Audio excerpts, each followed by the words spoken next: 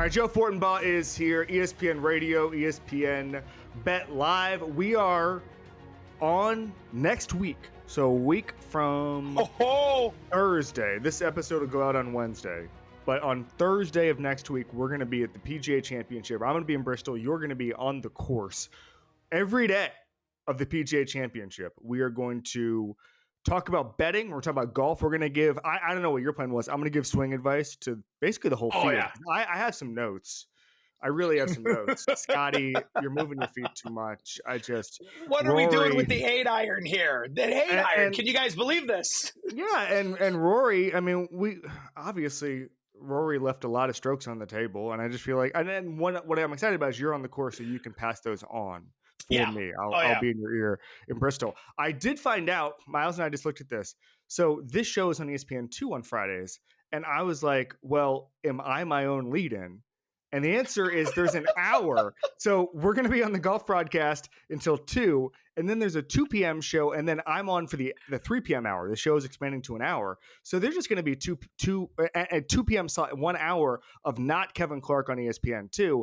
And if I'm Iger or Pitaro, I'm concerned about that. Just there's an hour of ESPN2 without me. You just wonder, corporate Disney-wide, can the company survive without me for an hour?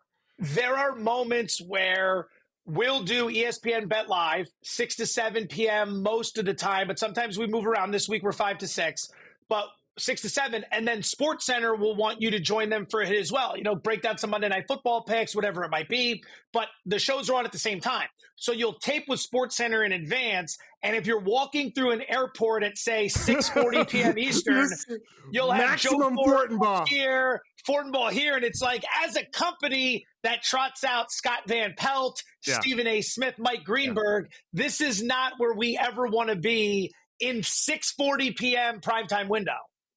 Just like we make Marvel movies at this company, right. You know, we're all about star power, return on investment, and then sometimes it's Clark and Fortenbaugh talking about Andrew Novak. Have you seen what we've done with Star Wars? Andrew Novak's ball striking. We love what he's able to do from 150 to 175. All right, from the people who brought you First Take, here's Joe Fortenbaugh and Stanford Steve live from the PGA Championship, aggressively betting on TV for your pleasure. I just can't. One thing I just love the idea of like golf betting is like my hobby. It's what I would do if, and I say this all the time about just things you love. But it's what I would do on like July 3rd if it was 11 p.m. if I was like if I worked for State Farm, you know, like it's what I would do. And so the fact that people have to listen to what I have to say about it is, or don't have to, but they can opt in to listen to what I have to say about it is an actual dream come true. I would love to. You're one of the people, one of the cool things about working at a place like this, you get to meet a lot of cool people that you've either followed their work previously or you know them from afar. I've been a fan of yours going back. I've already told you this, so I'm not going to come on and do the whole thing again, but I'm sure you love it regardless. Yeah, but of course. We've gotten to know each other a little bit. We've done some radio shows. I genuinely like you. I like working with you. I would love one day for us to be at any golf tournament together where, and this is one of the best things to bet on for me in all of sports, a head-to-head single-round matchup. Yeah. So let's just say, but you can't do like Scotty versus Rory because the crowds are too big. But you start on the first tee, and you've got maybe it's Russell Henley going up against. There you go.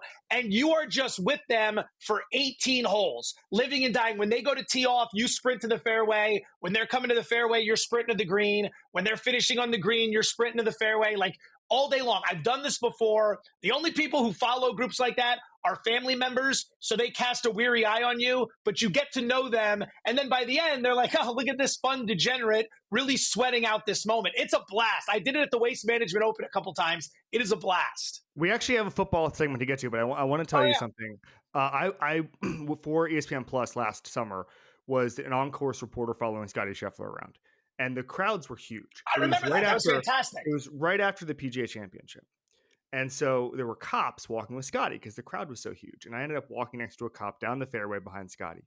And I said to the cop, I said, are you getting the same joke over and over again because everybody kept saying, it's free Scotty. Hey, don't arrest Scotty. Don't arrest Scotty.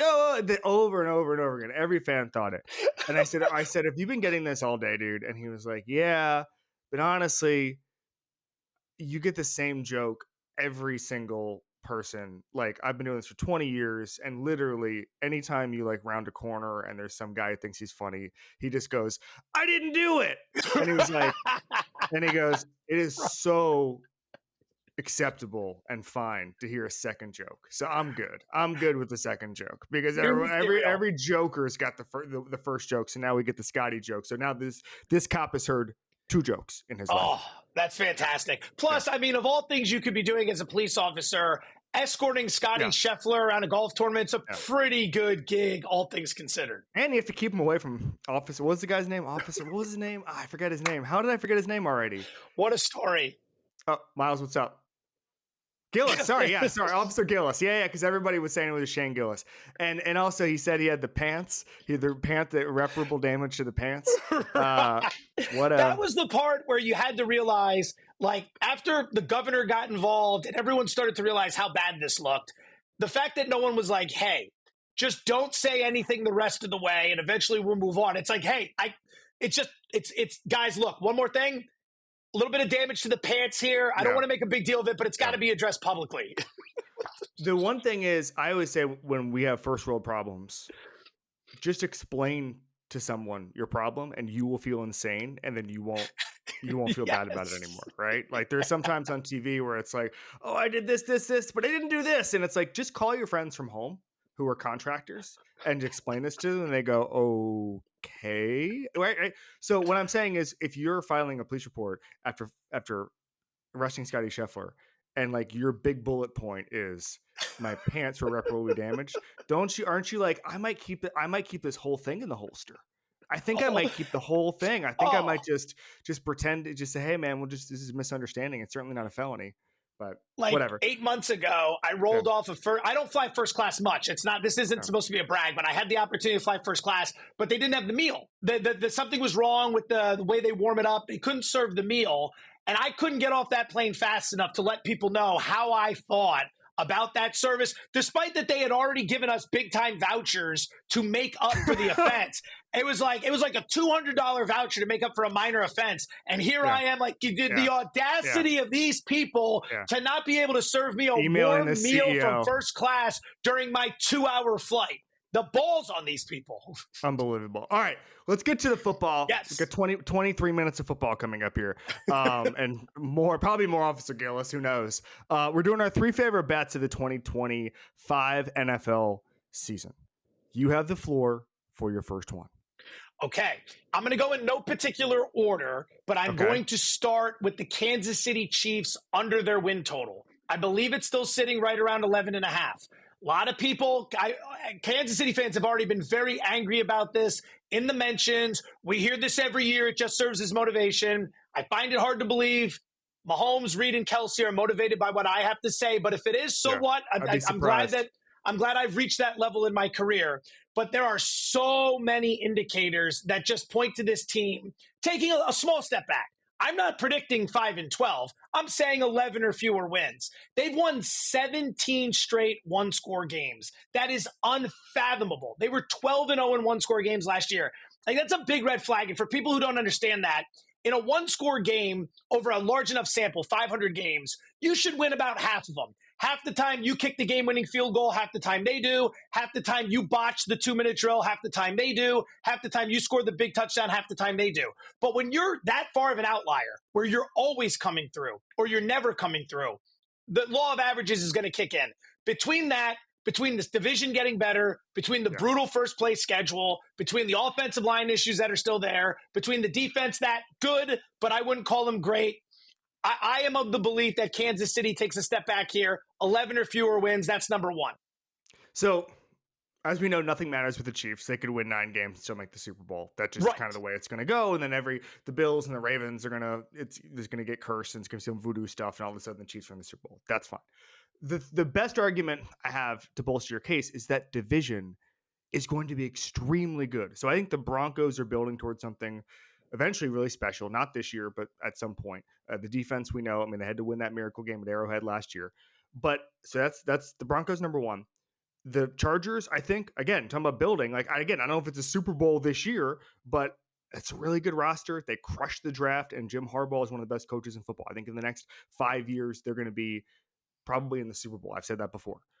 And then the Raiders hired a coach to win now.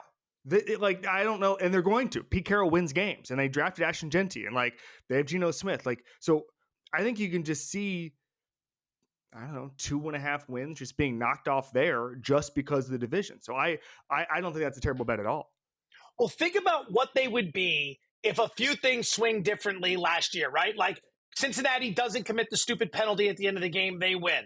Isaiah likely gets his toe down. Right. The Broncos don't have the field goal blocked at the end of the game. There were so many of these that if you swing 3 of them, their record changes, our perception of them changes, the bookmakers' pricing of them changes, and then as a result, we don't have value. We're still pricing them like the absolute juggernaut that they are in the AFC.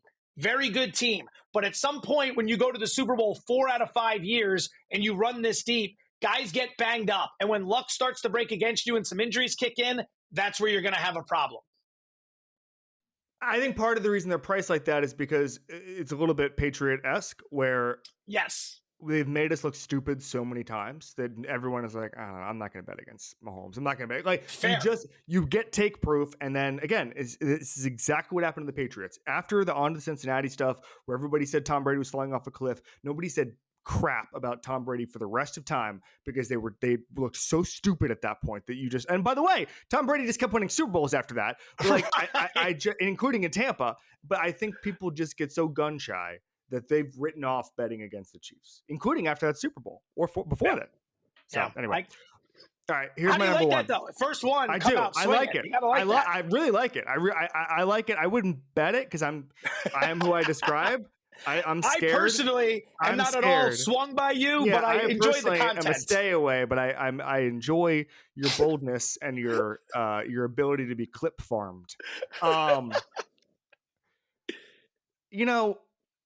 Oh, the pregnant pause. Think about this seems like it's going to be dramatic. No. When I think about bets, so guys who are much better at betting than me, I had Evan Silva on a couple of years ago. Very smart. And very smart guy. We're doing MVP long shots. And I said, all right, well, if you have to bet one, I think he said Jimmy Garoppolo and Josh Allen, which this was like 4 years ago, 5 years ago. This is when both of those were extreme long shots. And I said, well, if you had to bet one of those, what would you choose? And he goes, well, there is no betting one of those. That's the point of long shot bets. You flood the zone. And I was like, oh, that's why you're smart. I'm going to sit there and go, I have $20. I'm just going to put it on Jimmy Garoppolo. No, you bet a bunch of long shots. And so I think with some of these long shot bets, I look for value when picking these things more than, like, I'm not going to make 200 bets. I'm just not going to do that. I'm going to look for the ones that can really return things. And for me, this is short of a pick, but it certainly is a bet that I endorse right now. The longest odds to win the NFC North is the Chicago Bears, plus 425. Lions plus 135 on ESPN bet. Packers plus 275. Vikings plus 360. Bears plus 425. I don't think they should be that far behind, frankly, any of these teams. I think we have not. Now, Caleb Williams looked really bad last year. The most unblocked pressures in the history of rookies or something. Most unblocked sacks in the history of rookies. The offensive line has been fixed. Ben Johnson is a much better coach than what they had last year. And I don't think Caleb Williams, it's a little bit like the Bryce Young thing, where Bryce Young was, like, statistically his rookie year, like the 39th best quarterback in the NFL. And I'm sitting there saying, does anyone who watched Bryce Young at Alabama think he's the 39th most talented quarterback? Or was the situation so awful and beyond repair that he just had no chance? So guess what? Caleb Williams is going to look better than he did last year. And then I think that division is going to be a little bit of a dogfight. I don't know what's going to, you mentioned the coach.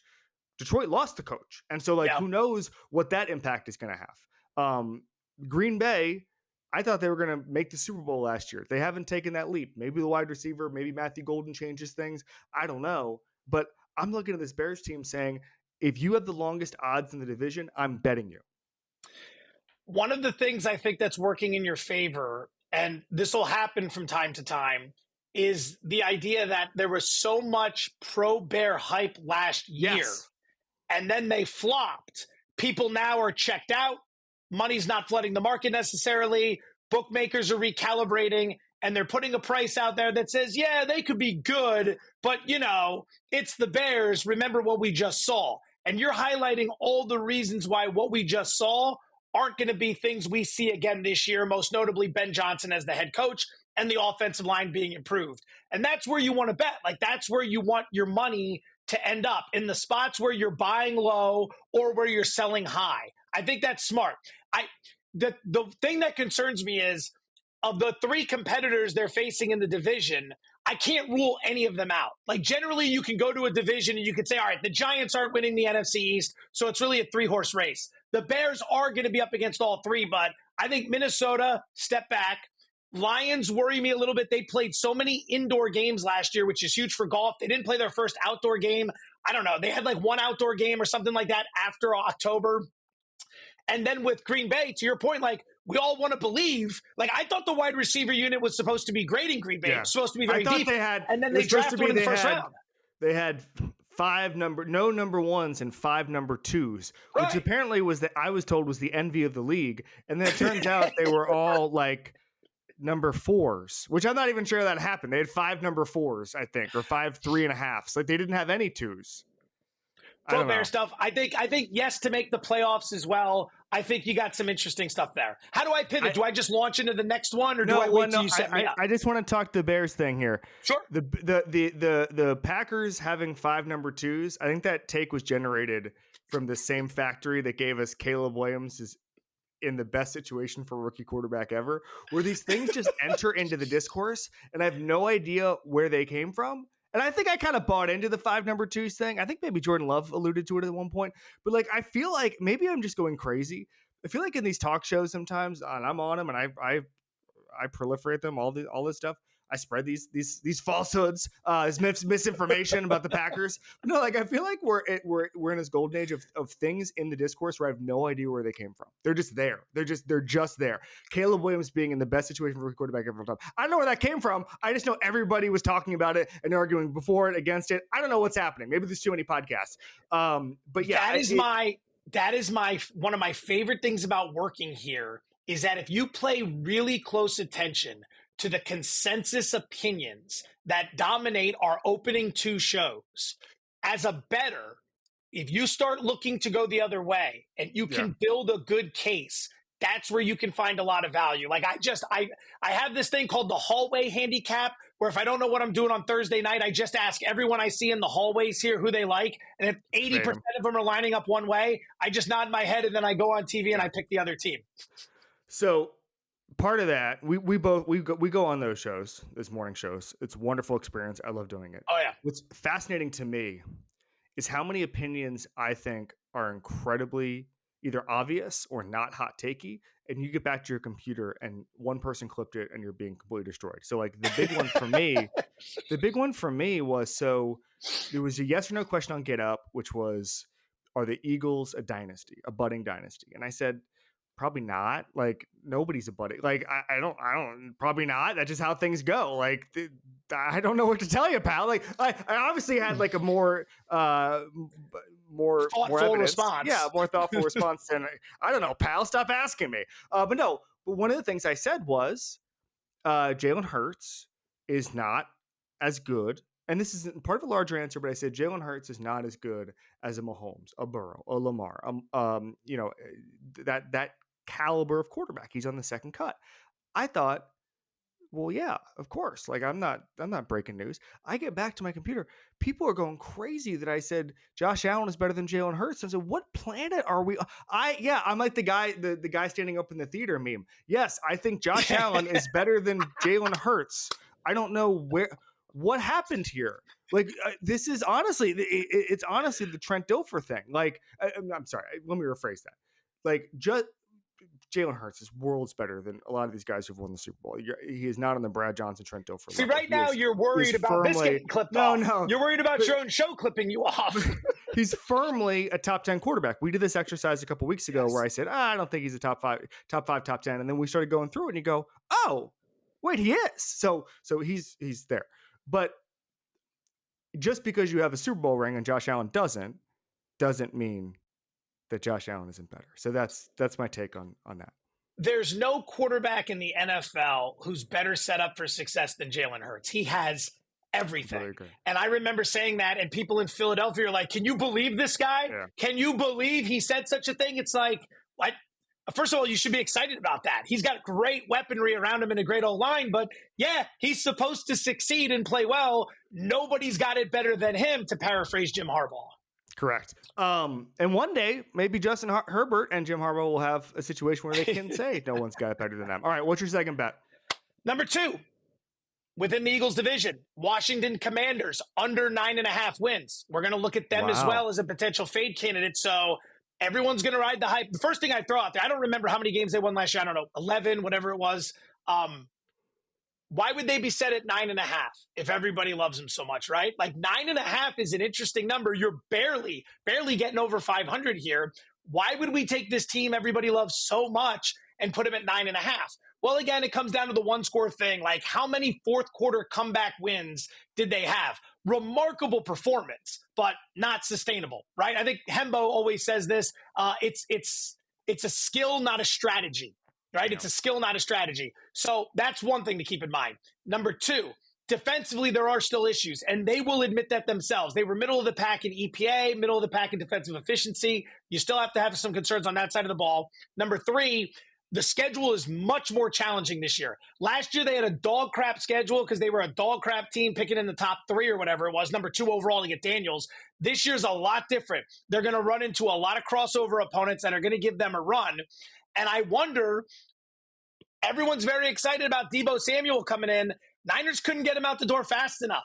I wonder how much of an impact that is. I wonder if the O-line is where it needs to be. I mean, they pick up Deebo, who the Niners couldn't get rid of fast enough. They pick up Laramie Tunsil, who the Texans couldn't get rid of fast enough. Like, there's some red flags there. So I like the team. I like the direction they're going. This isn't to crap on them like you would in the Snyder days to talk about how it's never going to happen. But I think that's the team that popped too big last year. Now they're overinflated, and now we have a little bit of that sophomore slump as people catch up to them. Interesting. I want to segue into my next thing. I want to say this. I thought their draft is really good. I thought Josh Connerly was an awesome pick. I thought Trey Amos was a good pick. I always caution, however, like, rookies never make the impact we think. There's like very few rookies that actually change the trajectory of a franchise. I don't know. The reason that I don't think you're way off base is because I'm about to throw out another bet that is a guy we were talking about last year in the same bucket we're talking about Jaden Daniels, and that's plus 3,000 MVP bet CJ Stroud. Okay. Because last year, everybody was saying, oh, here come the Texans. Here come the Texans. And then guess what happened? Their offensive line wasn't very good. Their offensive coordinator regressed. I don't know if he was ever good, but some of the protection stuff, Chris Sims on the show basically saying they're running a high school protection scheme. CJ Stroud has no chance. I like this price. So here's the MVP price. Lamar, Josh, Burrow, Mahomes, Daniels on the top level. Okay. Big gap, Jalen Hurts. Small gap, Justin Herbert, Jordan Love. Another gap, CJ Stroud plus 3,000. That's okay. That shouldn't be like that. That's smart. This is smart. If I had to, like, if someone said you have to bet your life on who's going to win the MVP, it wouldn't be CJ Stroud, but I don't think you should be plus 3,000. I think they went out and addressed some of their offensive line needs. They at least got, it's funny. They didn't hit it out of the park. That's why I'm not super confident on this. Sometimes different doesn't mean better. But they went out and they got some veterans, and we'll see what happens. The offensive coordinator change, I think, is going to be massive. Again, I just thought the production schemes were just a joke last year. The receiving core, I think, is going to be improved. They'll get healthier. I just see a path where you were mentioning earlier, sometimes, the hype, the Bears hype, I think we're a year early a lot in the NFL. We see it and we say, oh, this is going to be this team. And then they go start 3-4 and you go, oh, I guess not. I guess it's never going to happen for them. I guess the franchise should disband. No, a lot of the times it's just, hey, one thing went wrong, two things went wrong. They missed on this evaluation. They thought they could get away with this defensive tackle. All of a sudden they lost 2 games from it. All that stuff. You would get to learn then from what the hype, what's interesting. There's a book about the Patriots where Bill Belichick says the most informative year he had was 2002, which was the year after they won the Super Bowl, because he learned the mistakes that he made in the retooling and just, hey, we did this, we should have done this, we should have done this, we should have done this. Once you have success, retooling is the hardest thing to do, and it takes a while to do that. And so I think Nick Caserio struggled last year, and the whole franchise did, with how to sustain success last year. I think they're going to be better at it this year. I think CJ Stroud plus 3,000 is a very good MVP bet.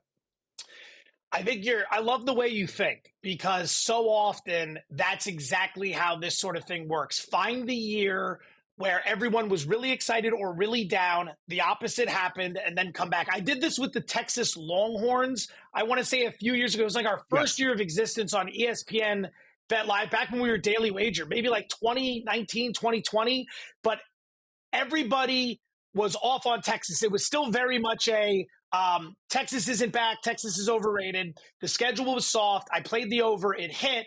Everyone then jumped on the train. That's where you go the other way the following year. Like, those are the ways to find the hype from a year. And then when everyone jumps off, and for Stroud, like, we've seen the greatness, and it was expected last year that there'd be a dip. His conversion rate on 3rd and long was insane. It was completely unsustainable. And he was in 3rd and long so often because Bobby Slowick couldn't stop running the ball on 1st and 2nd down, putting them behind the sticks. New offensive coordinator coming in, running a more modern offense can make life a little bit more comfortable. And then you're not asking this quarterback to pull off a miracle 4 times on every possession to get you down and score a touchdown. I agree with your agreement on my opinion. I co-sign. I love it. I co-sign entirely. All right, what's your third bet? Last one, we're going to do positive. We're going to stick with win totals here. I believe it's sitting 6.5. We're going to do an over here. Carolina Panthers. Oh, Carolina baby. Panthers over. Because if you go back to the start of last year, Carolina over, I think it was maybe 4.5. Last year was a really low number. That was a really popular bet amongst some of the wise guys in Vegas. And they turned out to be a complete dumpster fire early in the season, to the point where everyone was just sitting there going, man, we just totally misread this. We misread the Canales situation. We misread Bryce Young. This team is awful, because they were just getting rolled early.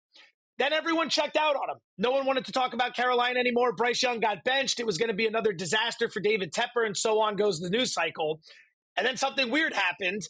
We weren't paying attention, and they started playing competent football late in the season. The quarterback showed some development. That game at Philadelphia, who is it, Leggett, that drops the ball late? Like, they almost took the Eagles out in Philadelphia. Now, that was a look-ahead spot for the Eagles anyway, but regardless, there were some big performances there. Offseason has been spent addressing some weapons for Young. They were trying to focus on the trenches a little bit. I think we're all sleeping on them. Tampa's good, not great. Atlanta's Atlanta. They should be good, but I don't think they're great. New Orleans could be okay, but it's a division where you can pick up a few wins, and dealing with the last place schedule, there's some opportunity. So we're really only asking them to go 7-10, which isn't all that much based on how we saw them close last season. I really like what the Panthers are doing is rebuild. I don't know the timeline. I don't know if it's this year or next year where it all comes together. Maybe we're a year early on this, but you say 6.5? 6.5 was the last I saw of it. Yeah, it was actually lower, and it got bet up pretty quick. That's pretty good. And that division, I mean, the Saints, Derek Carr. You know what's happening with Derek Carr now? Is all these reporters are like, I've been in this business for 30 years. This is one of the weirdest things I've ever seen. When that starts happening, hammer the under. When all these guys are like, when it's like the beginning of a disaster movie, and the old scientist is like looking at the readings and like takes off his glasses and is like, everybody has to go now, no time to pack. Like, that's what's going on with the Saints right now. The Bucs, I think very highly of the Bucs, very, very highly of the Bucs. But how high is their ceiling? Are they going to sweep every team in the division? Probably not. The Falcons, very simple explanation of what's going on right now. From the day after they signed Kirk Cousins, the entire franchise is operated on the premise that Michael Penix is the best quarterback in football. Like, that you have to draft him, you have to put all your resources into Michael Penix, and then you have to go all in on this year because they're ready to win now. And I just, can someone show me evidence that this team's going to be any good? And this take started the day after they signed Cousins. I love that.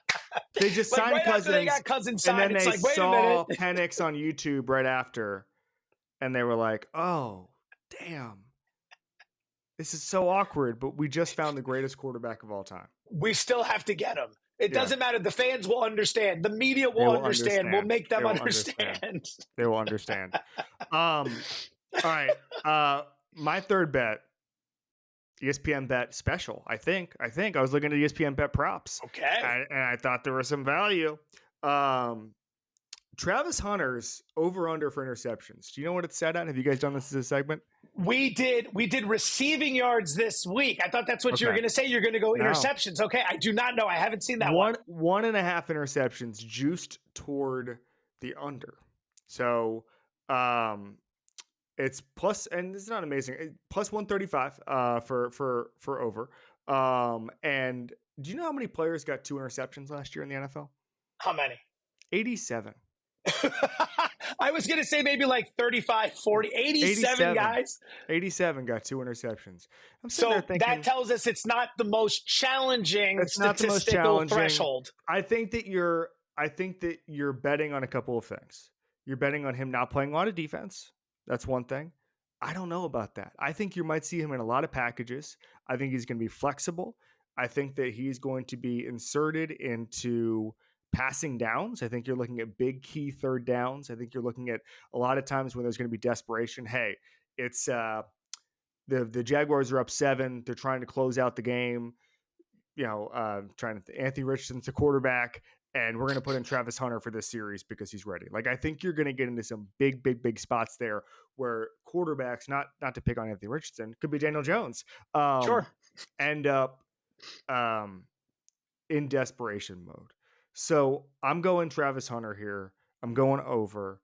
I think he's a special player with a lot of positional flexibility. They will put him in positions to make plays. Okay. Help me with something here, because this is where I've been out to sea on any props that involve Travis Hunter.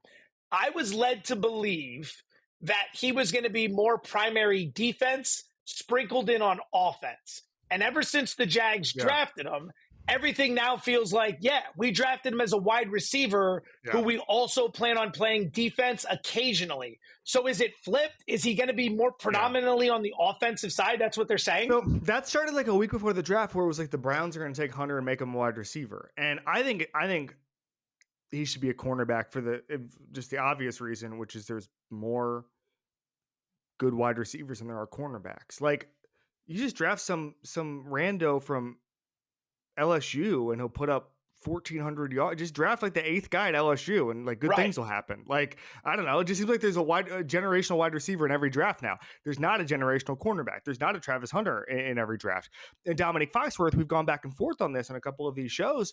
And I say, Dominique, like, supply and demand, make him a cornerback. And he said, well, a team can ignore a cornerback and not throw at him, whereas you can't scheme a wide receiver out of a game. What's good if they ignore you? You're basically taking half the field away if nobody ever throws to Travis Hunter. That's a good thing. Does anybody watch the Revis Jets? Like, that to me is why you make him a cornerback, but it seems like the league sees him as more of a wide receiver. I also figure, and this is probably just me from the couch drinking beers, making analysis that isn't what Dan Orlovsky can do, but I would think it'd be harder to just pop in and out of defensive coverages than pop in and out of running some routes. Like, if you're playing D and it's like, hey, we want to get Travis involved on offense. All right, we're going to call this play. Like, he comes out, they give him the play. He knows the route he's running. He goes and runs the route. Whereas at corner, you want to build a familiarity with your opposing wide receiver if you're covering him in man and get an understanding of like where he is, set the tone on him, kind of understand his mannerisms, understand his keys, his breaks. Like, I talked to Al Harris once years ago, and I remember asking him, who was the hardest receiver that you ever had to cover? And I was surprised by the answer, and then I shouldn't have been, but he goes, Jimmy Smith. And I go, Jimmy Smith from Jacksonville. He goes, Jimmy Smith. He goes, Jimmy Smith made every route look exactly the same. There was there were no tells. And I remember that always stuck with me. So the thought process being, if you're a corner, like, wouldn't you want to be out there longer rather than popping in and out? But I don't know, nickels pop in and out, dime corners pop in and out. So like I said, what do I know from my couch? No, we know. But I like the ball. bet. I like the bet. We know the ball. We know ball. Joe Fortenbaugh, ESPN bet. Joe and Q on ESPN Radio. Thank you, buddy. My pleasure. Thank you for having me on. This is a big booking for me. I know it. No, thanks, buddy.